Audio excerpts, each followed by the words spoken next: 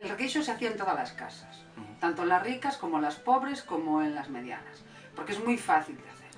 Entonces, el problema del requeixo es que los pobres solo lo podían comer en determinados días de fiesta y después se vendía. Claro, el problema del requeixo para las clases altas no se documenta porque no se compra.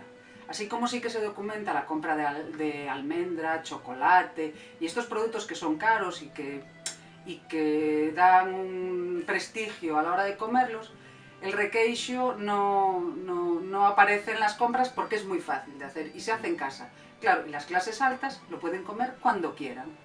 Entonces, no es que esté adscrito a una sola clase social, sino que los alimentos que dan prestigio son otros. Es decir, el requeixo no es un alimento de prestigio. Pues bueno, pues los que tienen acceso a la leche todos los días y pueden hacer requeixo, sin problema ninguno lo comen. Hay otros alimentos de prestigio, es decir, la almendra, que era muy cara, el chocolate, es decir, como hoy el caviar. En Coruña encontramos el dato, no recuerdo el nombre de la lechería de Coruña, pero sí que elaboraban ellos el requeixo y lo vendían. Y claro, en Coruña ya mucha gente ya no... Estamos hablando de una ciudad grande, siglo XIX, bueno, que mucha gente ya no se dedicaba a hacer requeixo ni tenía forma de hacerlo y entonces lo compraba. Hasta los años 40, 50, lo que se hacía en las casas era requeixo. Es decir, porque es que es tan fácil de hacer que es que se comía y se hacía en las casas, es decir, todo el mundo que tenía un poco de leche podía hacer requeixo en casa.